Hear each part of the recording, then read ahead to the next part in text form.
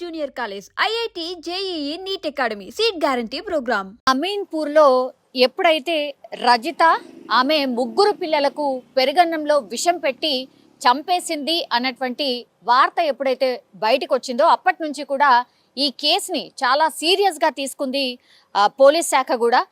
అసలు నిజాలు ఏంటి, ఎందుకని సొంత పిల్లల్ని, అది కూడా ముగ్గురు పిల్లల్ని, కేవలం 12, 10, 8 సంవత్సరాల పిల్లల్ని ఎందుకు చంపేసింది అనేటువంటిది ఒకటి. ఆ తర్వాత ఆమె కూడా ఆ విషం కలిపినటువంటి అన్నం తిన్నది. ఆ తర్వాత ఆమెకు కూడా కడుపు నొప్పి వచ్చిన తర్వాత వాళ్ళ భర్తనే స్వయంగా దగ్గరలో ఉన్నటువంటి ప్రైవేట్ హాస్పిటల్కు తరలించిండు అనేది ఫస్ట్ ప్రాథమికంగా మనకు తెలిసినటువంటి సమాచారం. కానీ పోలీసుల ఇన్వెస్టిగేషన్లో రోజుకో నిజం బయటకు వస్తున్న పరిస్థితి. యాక్చువల్లీ ఇదంతా చేసింది కన్న తల్లే, ఎవరైతే పిల్లల్ని చంపిందో ఆమె ఇదంతా కూడా చేసింది. కేవలం ఎందుకోసము అంటే భర్తతో కలిసి ఉండడం ఇష్టం లేక, అట్లాగే 10th క్లాస్లో ఆమెతో పాటు చదివినటువంటి శివ అనే వ్యక్తితోని వివాహేతర సంబంధం పెట్టుకుంది కాబట్టి అడ్డు తొలగించుకొని హాయిగా ఈ ఎవరైతే ఈ శివ అనే వ్యక్తి ఉన్నాడో 10th క్లాస్ ఫ్రెండ్ అని చెప్తున్నారు, సో అతనితో కలిసి ఉందాము అని ఇట్లా ప్లాన్ వేసింది కాబట్టే వాళ్ళ పిల్లల్ని చంపింది అనేటువంటిది పోలీస్ ఇన్వెస్టిగేషన్లో తేలింది. ముందుగా అనుకున్నారు అందరూ పెరుగన్నంలో విషం కల్పించింది, ఆ తర్వాత పిల్లలు చనిపోయారు అనేటువంటిది, ఆమె కూడా తినింది కాబట్టి ఆమెను హాస్పిటలైజ్ చేశారనేది. ఇది కూడా ఒక నాటకమే అని పోలీసుల ఇన్వెస్టిగేషన్లో తేలింది. యాక్చువల్లీ ఆమె ముగ్గురు పిల్లల్ని విషం పెట్టి చంపలేదు, ఒక్కొక్కరిని ముక్కు మూసేసి ఆమెని దారుణంగా చంపేసినట్టుగా ఆమె స్వయంగా పోలీసుల ఇన్వెస్టిగేషన్లో చెప్పినట్టుగా మనకైతే ఇన్ఫర్మేషన్ ఉంది. సో ఒక్కొక్క విషయాన్ని ఆమె ద్వారా తెలుసుకునే ప్రయత్నం చేసినప్పుడు ఇదంతా బయటకు వచ్చిన పరిస్థితి. ముందు చెన్నయ్య అంటే భర్త మీదనే అనుమానం వ్యక్తం చేశారు, ఎందుకంటే ఆ భర్తకి చెన్నయ్యకి ఇది రెండవ పెళ్ళి, బట్ రజితకు మాత్రం ఫస్ట్ మ్యారేజ్. సో పెళ్లి చేసే కంటే ముందే రజిత తల్లిదండ్రులు ఈ చెన్నయ్య పేరు మీద ఉన్నటువంటి భూమిని కూడా మా పిల్ల పేరు మీదే అంటే రజిత పేరు మీదనే రాసియాలి, ఆ తర్వాతే మీకు మ్యారేజ్ చేస్తాము అనేటువంటిది అప్పటి నుంచి కూడా రజిత తల్లిదండ్రులు చెన్నయ్యకు సంబంధించి ఏదైతే అంటే చెన్నయ్యని గుప్పెట్లో పెట్టుకోవడం అనుకోవచ్చు, లేదంటే చెన్నయ్య బాగా చూడకపోతే మరి మా పిల్ల పరిస్థితి అనుకున్నారో ఏంటో, ఏ తల్లిదండ్రులైనా అట్లాగే ఆలోచిస్తారు. కానీ అప్పటి నుంచి కూడా రజిత తల్లిదండ్రులు ఒప్పించి మరీ రజితనిచ్చి చెన్నయ్యకు మ్యారేజ్ చేయడం జరిగింది. అయితే చెన్నయ్య మొదటి భార్య అనారోగ్యంతో చనిపోయినట్టుగా చెప్తున్నారు. ఆ తర్వాతనే చెన్నయ్యకి రజితనిచ్చి మ్యారేజ్ చేయడం జరిగింది. కానీ వీళ్ళిద్దరి వయసు చాలా తేడా ఉంది. అంటే రజితకు 30 సంవత్సరాలు అయితే చెన్నైకి 50 సంవత్సరాలు. సో పూర్తిగా 20 సంవత్సరాల డిఫరెన్స్తో మ్యారేజ్ చేయడం జరిగింది. మరి అప్పుడు రజితని ఒప్పించి మ్యారేజ్ చేశారా ఏంటి, ఆ కోణంలో కూడా విచారణ చేసినప్పుడు రజిత అవును మా తల్లిదండ్రులు ఇచ్చే స్తోమత లేకపోవడంతో సెకండ్ మ్యారేజ్ అయినటువంటి ఈ చెన్నైకి ఇచ్చి మ్యారేజ్ చేయడం జరిగింది. నాకు ఇష్టం లేకుండే, నాకు మొదటి నుంచి కూడా ఈ శివ అనే వ్యక్తే ఇష్టము అనేటువంటిది ఇన్వెస్టిగేషన్లో పోలీసులకు చెప్పినట్టుగా కూడా చెప్తున్నారు. అయితే 13 సంవత్సరాల తర్వాత మళ్ళీ శివతో ఎప్పుడు కలిసింది ఏంటి అని అంటే 6 నెలల క్రితం ఈ 10th క్లాస్ బ్యాచ్ వాళ్ళు ఎవరైతే ఉంటారో, ఇప్పుడు శివ కావచ్చు, రజిత కావచ్చు, ఆ స్కూల్ మేట్స్ ఎవరైతే ఉంటారో ఆ బ్యాచ్ అంతా 6 నెలల క్రితం వీళ్ళందరూ ఒక గెట్ టుగెదర్ని ఏర్పాటు చేసుకున్నారు. అప్పుడు మళ్ళీ శివతో కొంత ఎక్కువగా చనువుగా ఉండడం, అక్కడి నుంచి వాళ్ళు ఫోన్లు మాట్లాడుకోవడం కావచ్చు, వీడియో కాల్స్ తరచుగా అప్పుడప్పుడు కలిసినట్టుగా కూడా పోలీసుల ఇన్వెస్టిగేషన్లో తేలింది.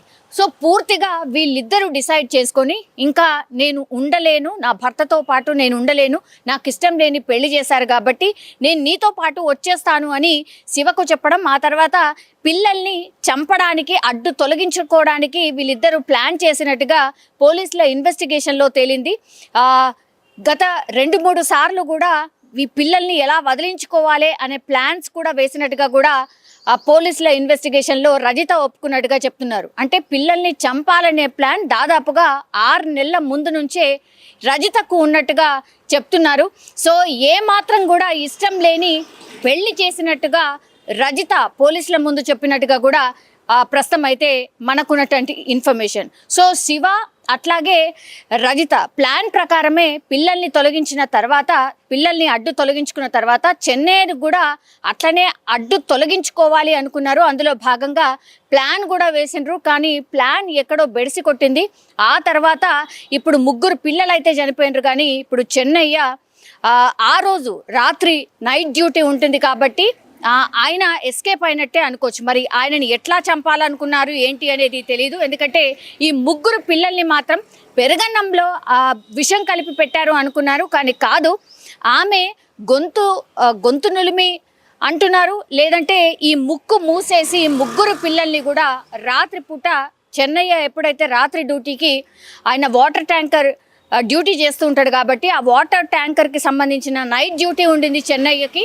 ఆ రోజు ప్లాన్ ప్రకారం 3 పిల్లల్ని చంపేసింది. ఆ తర్వాత కడుపు నొప్పి అని నాటకం ఆడింది రజిత. అందులో భాగంగా హాస్పిటల్ అయితే జాయిన్ అయింది.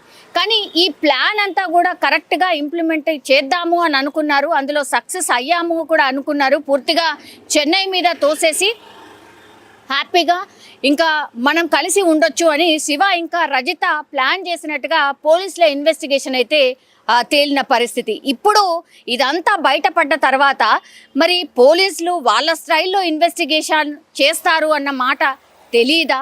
పోస్ట్ మార్టం చేసినప్పుడు ఇవన్నీ నిజాలు బయటకు వస్తాయని తెలీదా? అట్లాగే ఇప్పుడు రజిత ప్రవర్తనలో కూడా చెన్నైని విచారణ చేసినప్పుడు, అంటే రజిత భర్తను విచారణ చేసినప్పుడు రజిత బిహేవియర్లో కూడా చాలా మార్పులు వచ్చాయి.